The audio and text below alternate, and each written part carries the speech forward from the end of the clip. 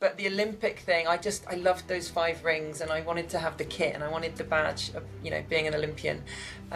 So yeah, it began really early on. The emotional battle of, am I ever going to race again? I don't want my career to end now. Yeah. I'm 26 years old. I'm at the peak of my career.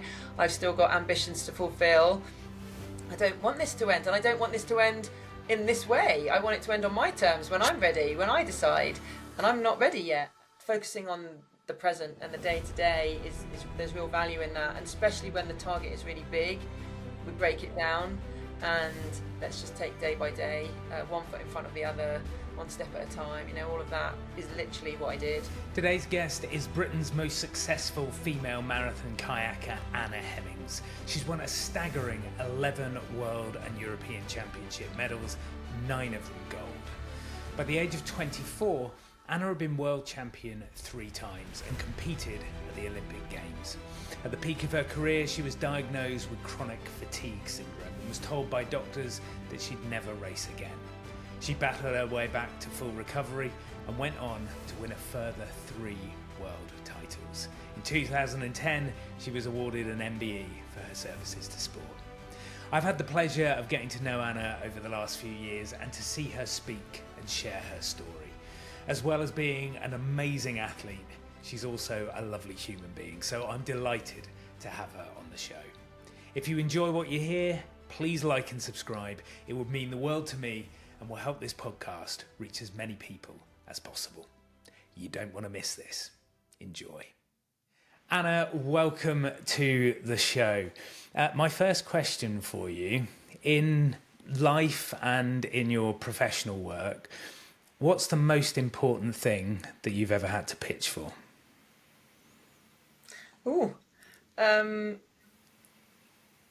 Wow, what's the most important thing I've ever had to pitch for? I'm thinking of my sporting career.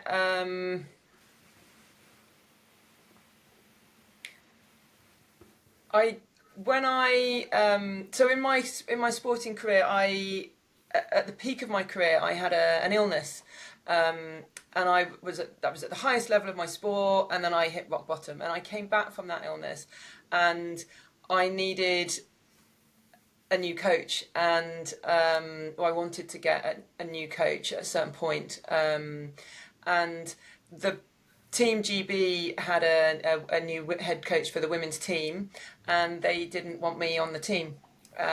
So I needed to go find someone else, and so I needed to pitch to there was a Hungarian coach who was at our club, and he was coaching the junior girls team. And it was a small team, and there was a really precocious young talent, a girl called Jess, who he was coaching, and I needed to convince him that I needed to be coached by him too. So I needed to demonstrate that I was motivated, passionate, determined what my goals were, why he should coach me when he wasn't really supposed to, but why it was useful for Jess, the young girl, junior, who was his main athlete that he was focused on, how it would be helpful to her to have a training partner, have the benefits to all of us, all of that kind of stuff. And that was, and to cut a long story short, we did go on to work together, and in the end, Jess and I went on to compete at the Olympic Games together in Beijing 2008, and Jess was just a junior still. So it turned out to be a really fruitful partnership for both me, getting a training partner and coach, and also for her. So it worked out really well. That's fascinating. I'd love to come back later in the podcast to that kind of bounce back story, but I think it's fascinating that sometimes in life we think we're pitching for one thing and we end up getting something else, or we get that kind of one plus one equals 3 effect. I'm assuming that when you first approached that coach, you didn't have an inkling that you might end up competing with Jess in the end. No, not at all. She was only 16 at the time, so she wasn't a thing. She wasn't in our radar that she was going to compete at the Olympics in 2 years' time. Right. It was just, I needed a coach. He was great. I knew his credentials. I knew that he could really help me. He was really keen to bring on some more athletes, and I needed a training partner. And yeah, it would just, yeah, but it was never a thing. And then it turned out to be a thing that we were going Amazing. to race at the Olympics together. Amazing. So that's maybe the most important pitch in terms of, getting back to where you wanted to be, and that was a success. If you think back, through those other key moments, what was the one that got away? Where did you have least impact, I suppose?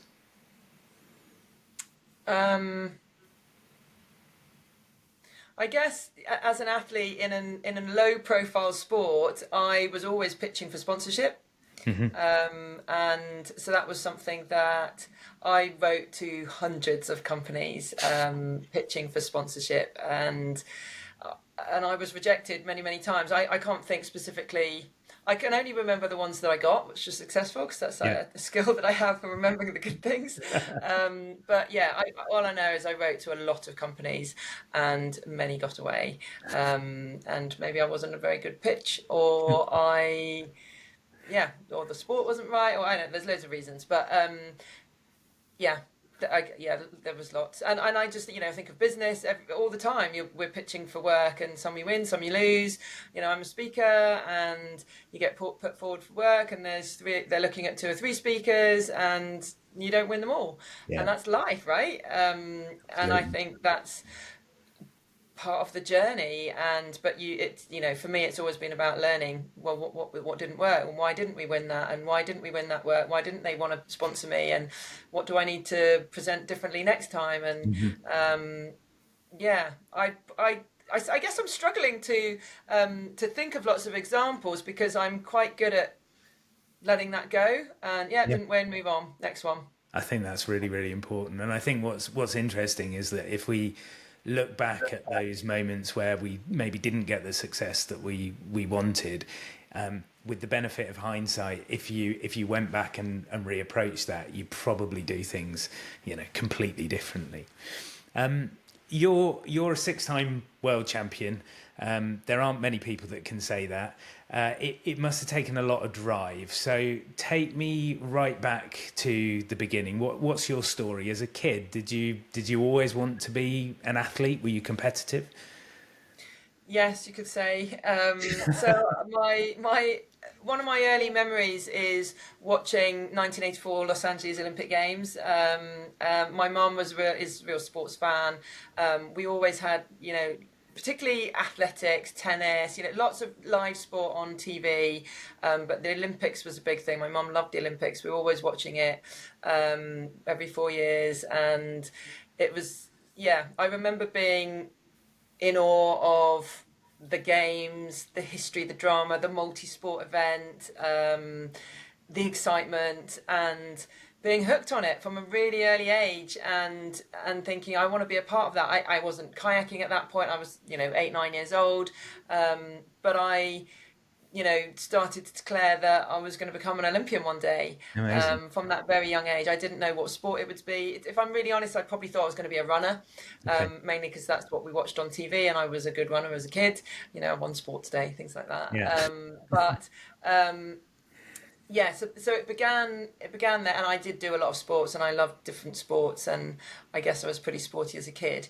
But the Olympic thing, I loved those 5 rings, and I wanted to have the kit, and I wanted the badge of being an Olympian. So yeah, it began really early on. That's amazing. I mean, what sort of age are we talking here with that sort of vision? So I was I was 8, 9 years old when Yeah. I first sort of understood the Olympics and what it was all Yeah. about. I then didn't. I discovered kayaking probably a year or so later, and within a couple of years, started to think, actually, I'm going to be a kayaker, and I'm going to be an Olympian in kayaking, and I'm going to be a world champion in kayaking. But the idea of becoming an Olympian that seed was planted at quite a young age. Amazing.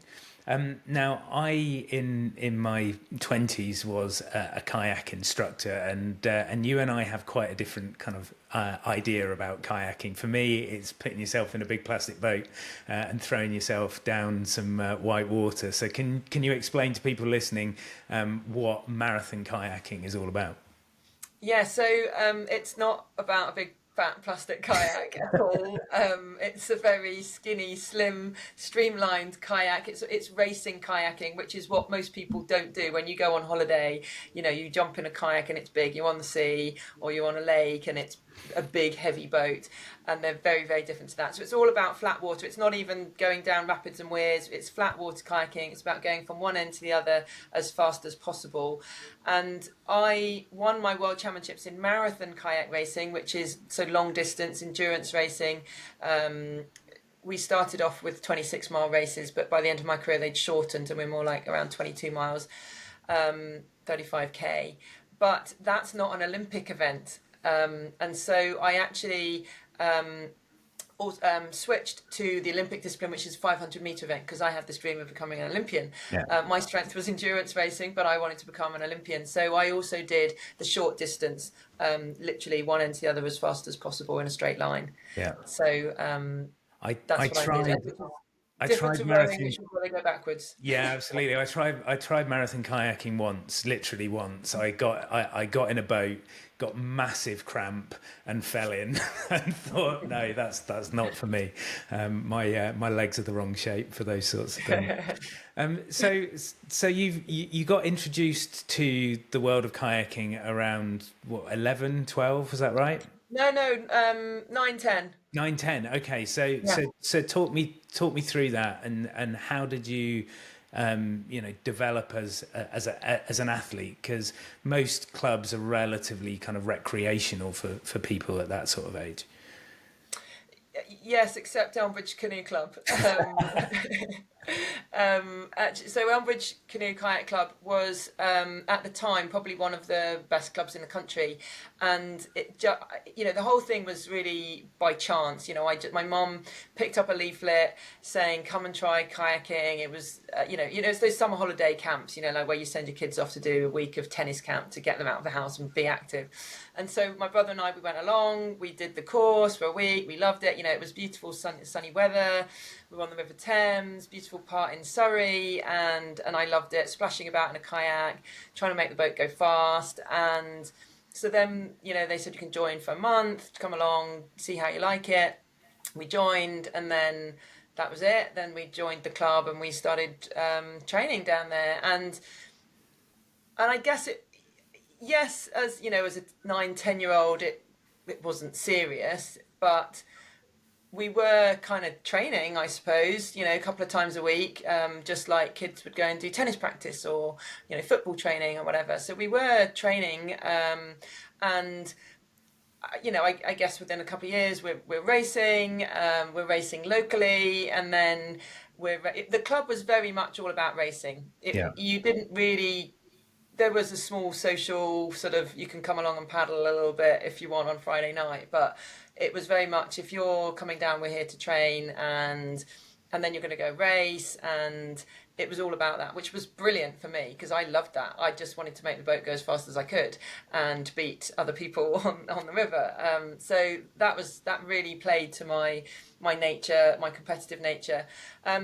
And then it just went from there. It was like, right, you're going to race locally, and then we race from the regional, and then we go to the nationals. And what was brilliant about my sport is that it is quite a small sport, and you go to the national championships, and you're competing on the same stretch of water on the same day as the people on the Great Britain senior team who were going off to compete at the World Championships. Yeah. And at my club, we had quite a few older senior athletes and junior athletes who were competing on the Great Britain team, who were going off to the Olympic Games. I remember athletes from my club were going off in '88 going off to Seoul Olympics.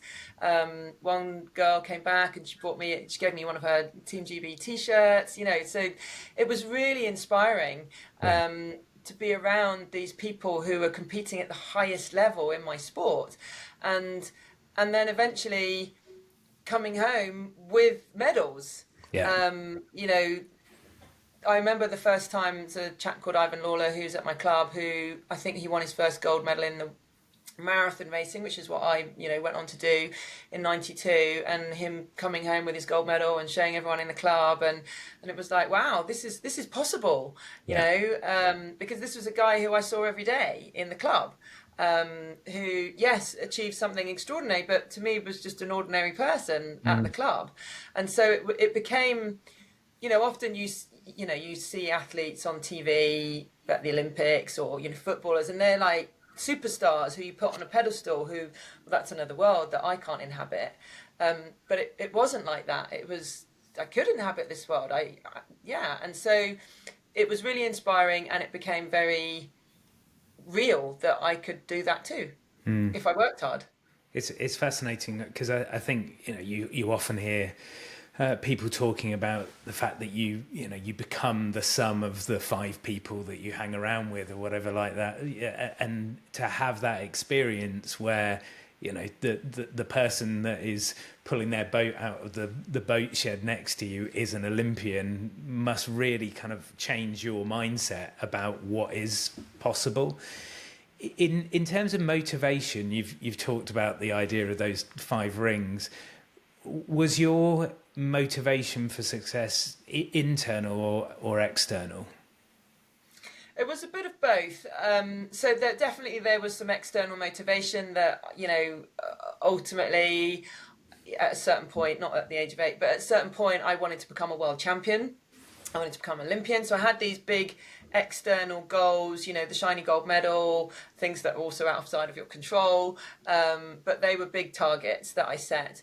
But also there was the internal motivation that I loved just trying to get better every day. I that's what motivated me to go training, is that I wanted to get faster, to be better, to the Olympic values are striving for excellence. I was all over the Olympics and the values and Olympians and the history, and I was like, it's all about striving for excellence, and so that's what I'm doing. That's what I want to do. And so that's very much an internal driver for me, was this drive to keep improving, that sense of achievement that I could look back over the last 2 or 3 months of training and see the progress. That really motivates me. Seeing progress towards the goal, seeing achievement, seeing improvement. And I think you need that. You absolutely cannot rely in work or sport, in business, solely on external motivators. It's just not. It's not sustainable to get up every day for the paycheck. I don't think you get the best out of yourself. I think we need to have, whether it's the drive to be part of a team or the drive to be recognised, or to have ownership over what I'm doing. There's lots of different drivers, and I wasn't aware of that as a young athlete, but looking back now, that's definitely, there were intrinsic motivators going on. You talked about the need for a new coach in that sort of second phase of your career, but in those kind of early days leading up towards that first World Championship, what was the impact of coaching on your performance? It's huge. I couldn't have done it without a coach.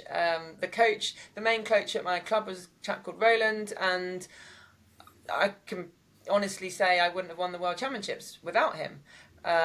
So, as a young athlete, I didn't know what to do every day in training. I didn't need someone to coach me, to motivate me. Okay. I was totally self-motivated, and I think that's fundamental. As an athlete, you cannot get up and do 4 or 5 hours of training 6 days a week, 11 months of the year, without being self-motivated. But what I needed was guidance. I needed support mentally and emotionally. I needed someone to manage the training schedule, tell me what to do, when to race, not to race, all of that stuff, to guide, as a guide, as a mentor, all of those things. But later on in my career, I realised how important the emotional support side of it was, not just writing a training plan. I thought at certain points in my career that I just needed someone to write me a plan and then I could just do it. But I needed the coach for so much more than that. Feedback.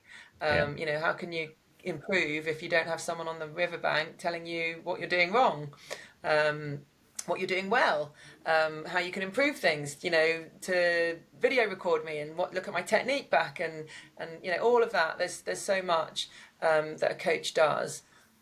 And in fact, no one wins on their own in any walk of life. We all need coaches, colleagues, teammates, mentors, all of that.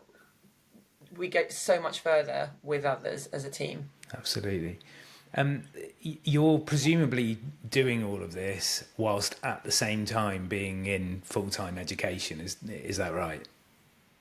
So Yes, unfortunately wasn't allowed to drop out of school. but it's really fascinating to me, and today we hear a lot of people talking about having a side hustle, or doing something else, being an entrepreneur, and running a new idea as well as the day job. To a certain extent, that's what you're doing as an athlete at that early stage, and time is a finite resource. In life we all hit blockers where we just go, I don't have time for this. How did you create time to create that success when you had to succeed at life as well? What helped me was having a really clear focus. Okay. Being really clear on that goal, that clarity of direction, knowing where I'm going and what I needed to do to get there. Because yes, we only have a certain amount of time, but when I'm really clear on where I'm going, I can then say, what's the priority? And where do I focus my time? Yeah. If I've only got so many hours a day and I've got to fit in school, because that's non-negotiable according to my parents, and for me, I've got to fit in the training because that's what I really want to do. So those are two things I really have to do. I also need to sleep well and eat well, and all of these things. Mm-hmm. What are the things that are non-negotiable? Well, yeah, watching TV, going out to parties, going to the cinema, all that sort of social stuff. Not to say I was a complete hermit and didn't do any of that, but some of those things I didn't watch a lot of TV, and I find myself now, I can't answer any of those questions at the pub quiz about TV and music and all that stuff, because I just was on the water training. But I think, still, when I work with leaders in business now, and they're like, I'm overwhelmed and there's too many priorities and there's too much to do and I don't know where to focus and I don't even know where to begin. The first thing that we always work on is, what's the goal? Yeah. What's the priority? Because then I can say, is that going to help me? If I do this today, is that going to help me achieve my goal? Mm-hmm. That focus or purpose even is what informs our decisions and influences our actions. Yeah. So that was how I did it. Obviously, it takes a lot of discipline and dedication to say, no, I'm not going to do that, and I'm choosing to do this instead. But you can only do that when you're really clear on what you're trying to achieve and what you need to do in order to achieve it. Yeah, absolutely. And I suppose that once you've got that clarity, then saying no, which is really bloody difficult, becomes a lot easier, because you know what you're saying yes to as well. And I think probably for a lot of us, we're not as clear on those as maybe you were in that moment. I was coaching a leader this morning, having this exact same conversation, and she's like, "Oh, but it's really hard to say no to that person because, I don't want to upset them, but I just don't have time for it." And it's like, well, is that going to help you doing that? Is that going to help you achieve the goal? No. Well, then you say no. Then get rid of it. In my mind, it's really simple. It doesn't help me achieve the goal, so you say no. Yeah, amazing. Talk me through that kind of first world championship then. I mean, as you know, I do a lot of work with people in business that are prepping for pitches or important meetings, and there are always in those moments the kind of voices in the back of your head. When you arrive at a world championship, how do you control that noise? How do you get yourself in the zone? So the preparation starts before you arrive, and so one, knowing that I've done all the training is really helpful. So, when you're preparing for the presentation, the pitch, whatever it might be, the preparation is critical. Knowing that I've done everything I can, I've left no stone unturned, all of that kind of stuff, allows me to put me in a much better position to arrive feeling confident. And so already the noise is a little bit quieter. As a key part of my preparation, and this was the really powerful thing, was visualization. I'm sure you've done that too as an actor. visualizing everything about the race, from how I want to feel, how I want the race to unfold, what I'm going to be thinking and feeling on the start line, how I'm going to be controlling my nerves, seeing the race from start to finish in different lanes, with different headwind, tailwind, all these different scenarios, so that when I get to the race, and even in the morning of the race, before the race, you say, how do you manage the noise and the nerves? I've already thought about it. I've already prepared my mind to think certain things. I've already prepared my mind to, if I do feel a little bit of anxiety, which I will, I know how to control that through my breathing, for example. Or so much of it is prepared. And the brain doesn't know the difference between a vividly imagined experience and a real life experience. And so I've done that so many times, so that when I get to the race and to that environment, I've been here before, I've done it, I've seen it, and I know how I want to respond, and it's just like a rerun of what I've practiced already. And so that was crucial for me, and that helped me to. And because you can't achieve what you can't see, what you can't imagine, and when I've seen it, I then start to believe that this can happen, and then I turn up and I'm excited. I'm actually like, I've seen it and I know it can happen, and I just want to go and do it now. I just want to make it happen. So I'm preparing for how I want to feel in advance. I love that you And then the use. third thing. I was going to say, I love the fact that you use the word excitement there, because I think physiologically, there are very few differences between excitement and nerves, and actually, Yeah. that state is a natural one. You get to choose whether you're going to use that energy against yourself or whether you're going to use that energy for yourself, and I think that's so important in those sorts of environments. Yeah, I worked with a sports psychologist, and for many years, from the age of about 16, 17, and he was the one that taught me visualization. But he used to say exactly what you've just said, those butterflies in the stomach, those symptoms of nerves are exactly the same, whether it's nerves or excitement. It's just how you label it that's different. And then how you label it changes the thoughts and the feelings in your mind. And if we're excited about it, we're going to perform so much different to if we're fearful. But it's just a label. When you got to that first final, you talked about visualization. Did it go the way you'd visualized it? The World Championships, I won 2 silver medals before I won a gold medal. Yeah. So the first silver medal that I won, I was only 19 years old, and I was really surprised to actually win a medal at all. So whilst I'd been, visualizing, at that point, I was probably visualizing just getting on the podium. Yeah. I was, it was my second. It was actually in my second senior world championships. Okay. But after that, then I was like visualizing winning the race, and I went on to come second again. So no, it didn't. The second time round, I was, visualizing really, right, this is it now. I'm gonna go out there, not just to get on the podium, but to win.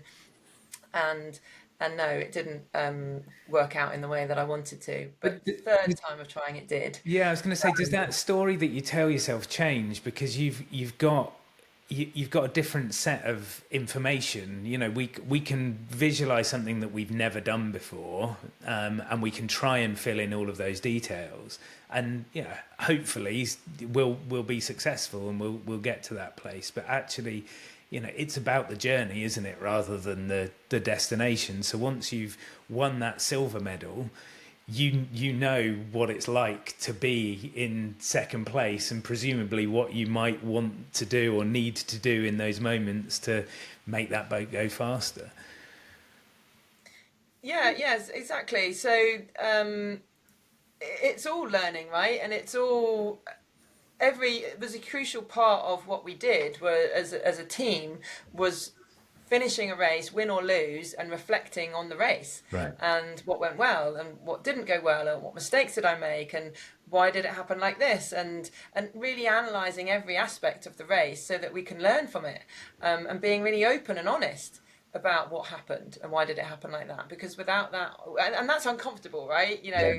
Admitting that I might have made this mistake or that I just wasn't good enough, because in that instance that where I came second twice, I literally wasn't fast enough on.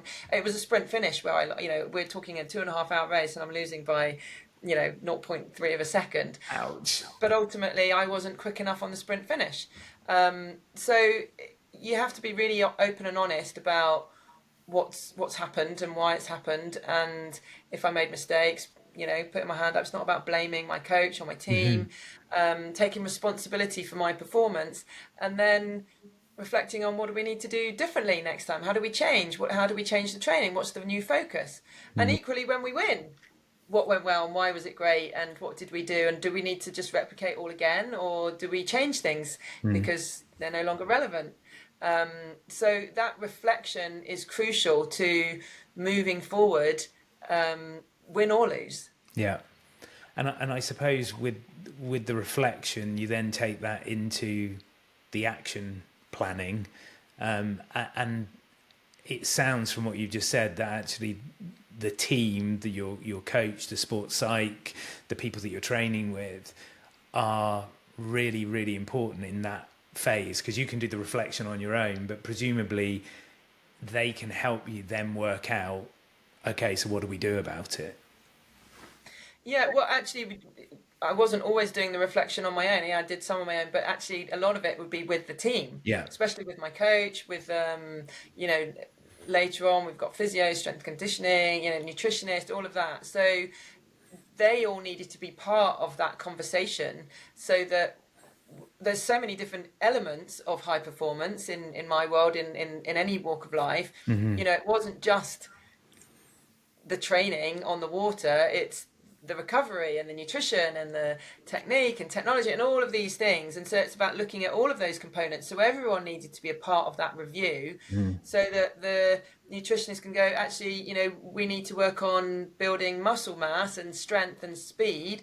Okay, we need to eat these kinds of, you need to tweak the diet a little bit because we need to build more muscle. So everyone needs to be a part of that conversation, so that we can, as you say, can then plan and create actions for going forward.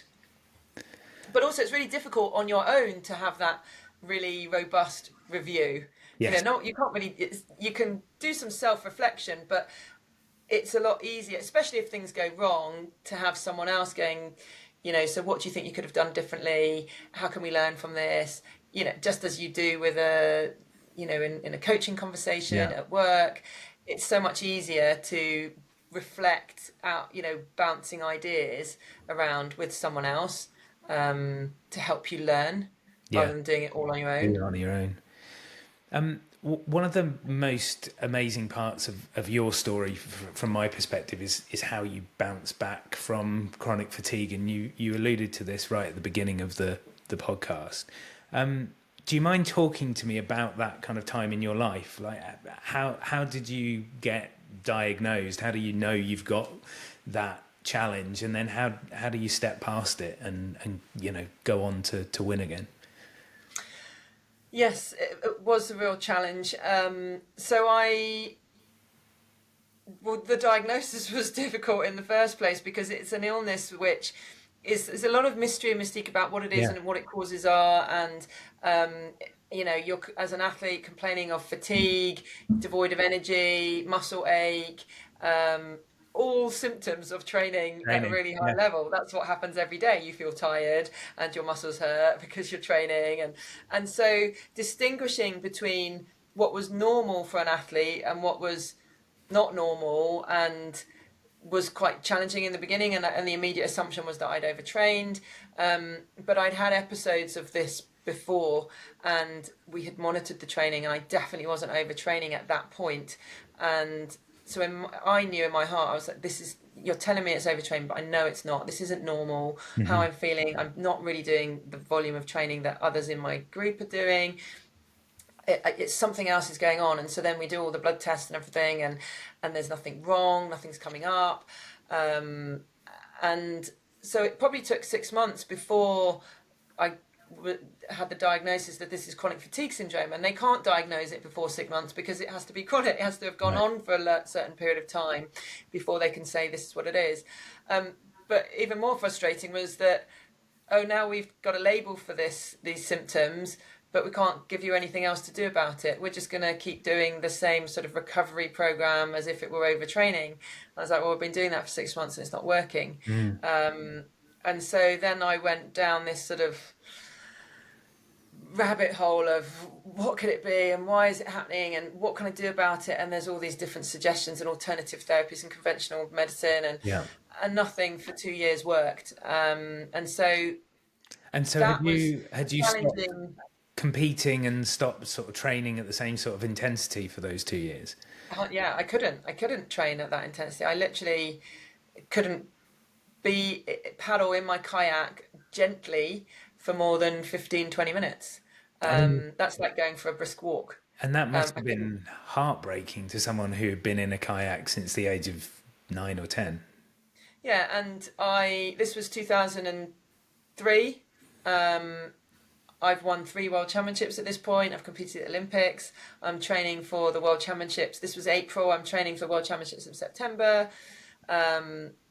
2003. So following years, Athens Olympic Games, that's on my horizon. And so, first of all, I write off that season. I literally can't train. So yeah, I've gone from doing 20 hours of training a week to 15 minutes of light walk equivalent of a day. And then eventually I gave up on that altogether. I think about after a year, I was just like, this isn't working. Doing any kind of light training isn't working. And I just stopped altogether. I probably didn't do any exercise for another 6 months. Wow.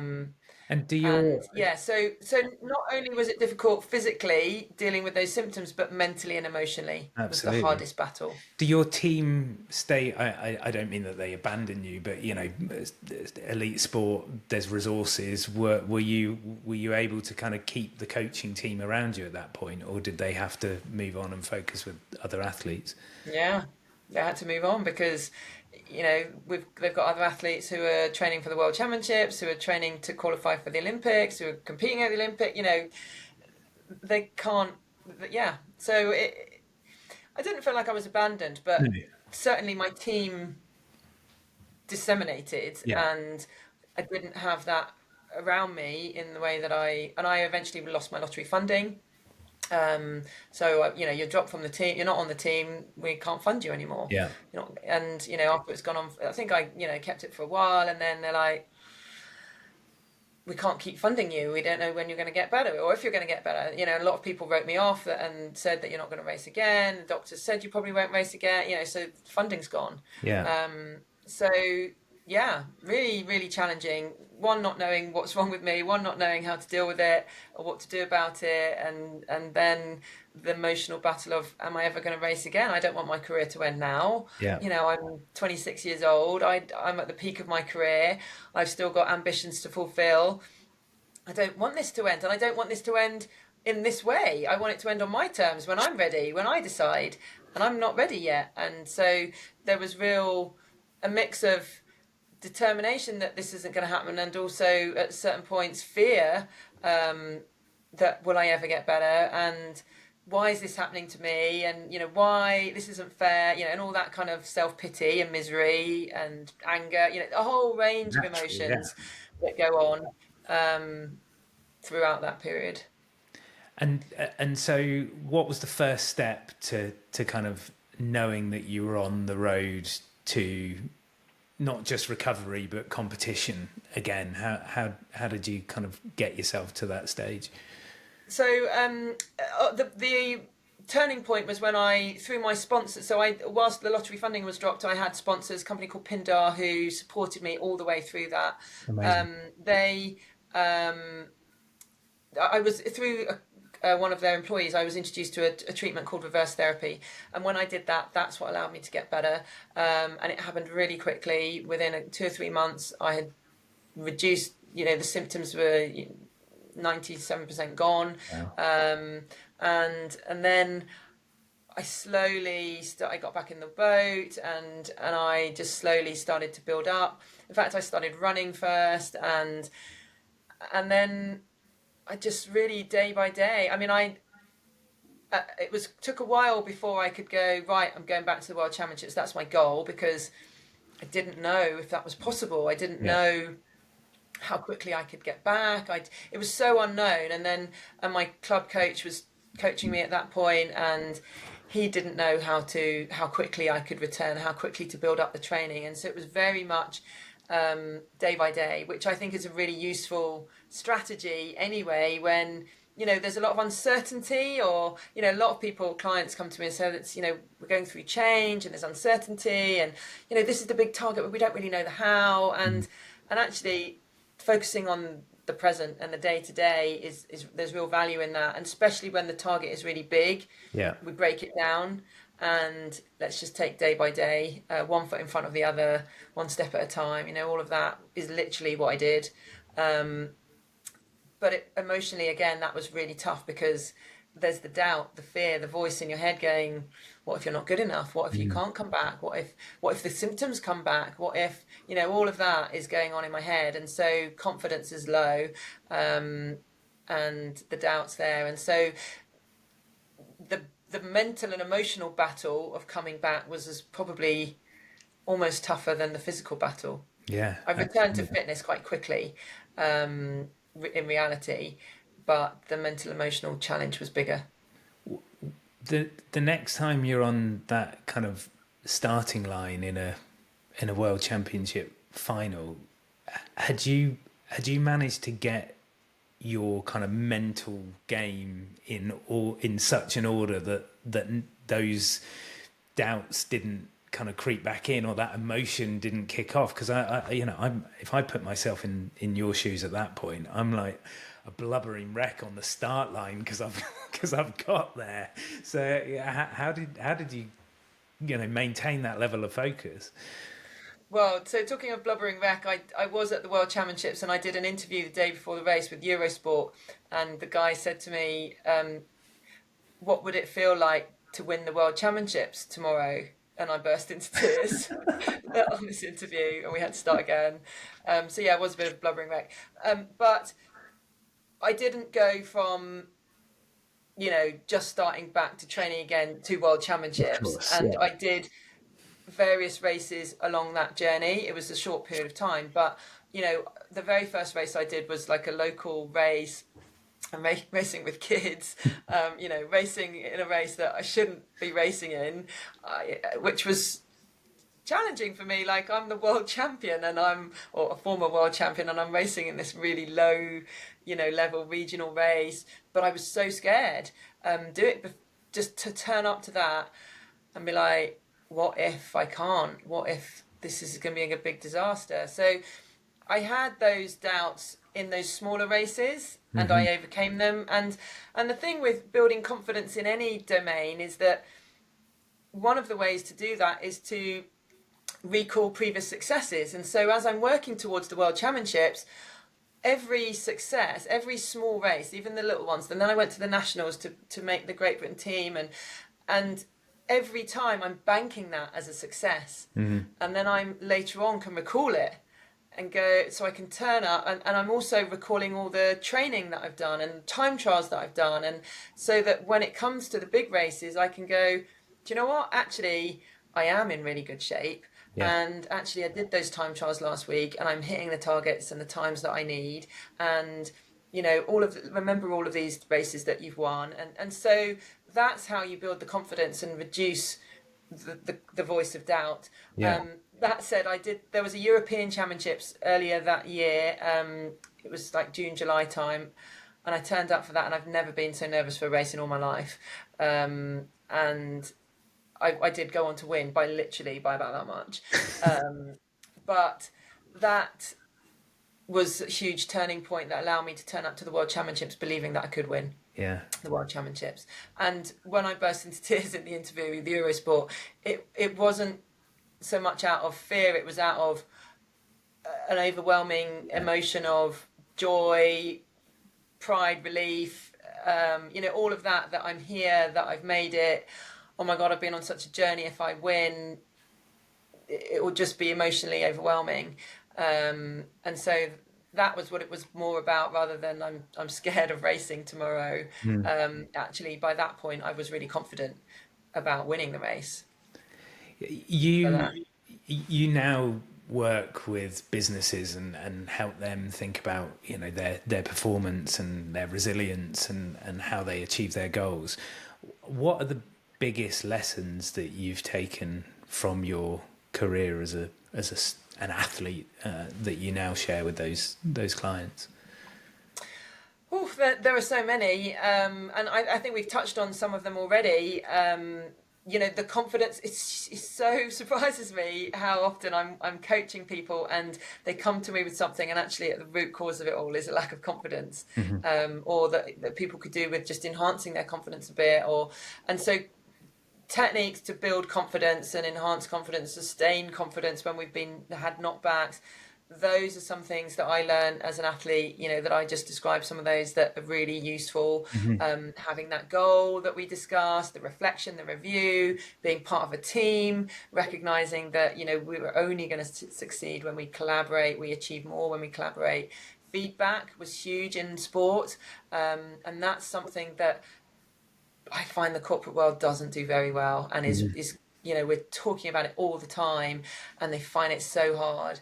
And it's just commonplace in sport. You know, you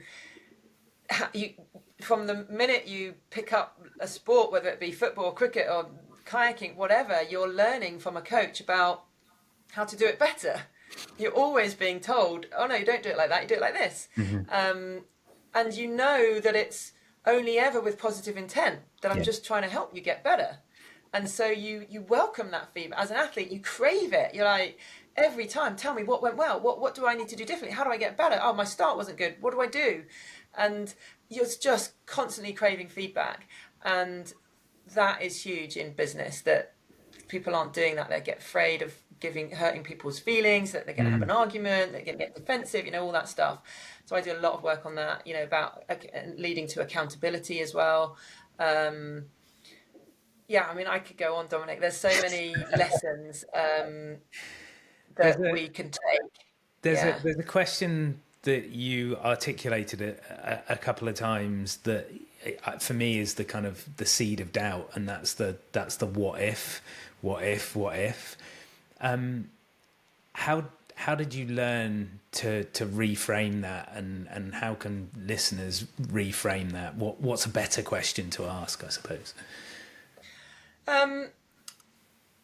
So there's a couple of strategies that we can use, and it might be, it's not always, sometimes the what if question is the one that poses the doubt, but I guess it's about, you know, perhaps seeing through, what if this happens?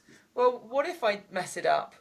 Well, then I'll mess it up and I'll learn from it, and again, you know, I'll try again next time, because it's not the end of the world, and I'll cope. You know, so what are my strategies for coping? If this does all go wrong and it doesn't go according to plan, then how will I cope? Well, I'll draw on the support of the people around me, and I'll learn from it, and we'll change the training next time, and I won't do this next time. So just even having the courage to see through the what if is helpful, because you realise that actually it might not be so bad, or this is what I'll learn from it. But also, you know, there's so many strategies, just that voice of doubt. You know, quite often when I was the favourite for a race, for example, and everyone's going, oh, Anna's going to win. Yeah, she's totally the favourite, and all this expectation. And then you realise that, oh, what if I don't win? You know, that'd be really embarrassing, because they're all expecting me to win, and all of that. And then you realise that actually I can't control what everyone else is thinking. Can't control what they're saying, expecting. And so, but what I can do, and when I worry about all of that and what everyone else is thinking and saying, then it's anxiety provoking, it drains my energy, and it means I'm spending less time focused on what I can control. So what I share with people always is to focus on where you can have impact, focus on the things that you can control, and we can control so much. Yes, there's a lot out of our control, and we focus a lot on that, but ultimately we can control quality of our communication with our team. We can control how hard we work. We can control our energy. We can control our, how much time we focus on our goals. There's so much that we can control, and that's empowering. So just noticing where the attention is, because what we focus on influences what we think and how we feel. But also, sometimes what we tell ourselves isn't always true. And so, we tell ourselves stories. And is this narrative really a fact? That I'm trying to think of an example now, but quite often it's useful to separate the fact from the interpretation. Yeah, those kind of always statements. I always mess up these things, or nobody ever. Those sort of generalizations can be. Nobody listens to me ever. Yeah. And I always mess up. Well, actually, you only messed up once. And someone listened to you for sure. Yes, exactly. Yeah, so that's really useful, is just to separate that out and just check in with what's fact and what's an interpretation. Awesome. And is it an unhelpful interpretation? No, so let's find a more useful one. Yeah, absolutely. I could sit here and chat to you about this forever, but I want to wrap things up. If you could give one piece of advice to that 9-year-old girl that was kind of embarking on her maiden career as a kayaker, what would you say to that young woman? There's so many things. I get one of the big things that I probably didn't do enough of in the beginning was collaborate with others, was to reach out, to ask for support, to not be afraid to reach out to others, to recognize that, it took me a while to learn that I couldn't do it on my own. I had a coach, but I did at times try to do things on my own, didn't reach for support.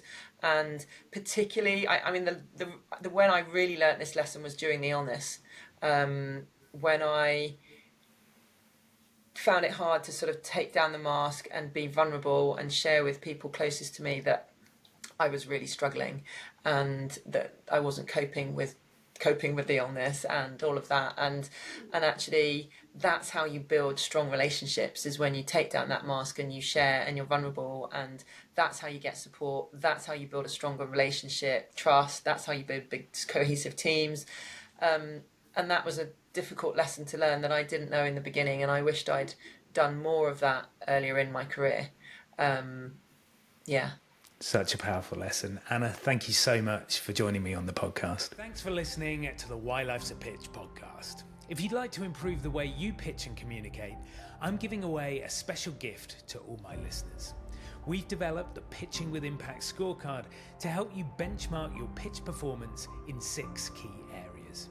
It will take you less than 5 minutes to complete, and you'll receive a detailed, personalised report packed full of insights and ideas to help you improve and grow. Just head over to dominiccolenso.com/scorecard to get started.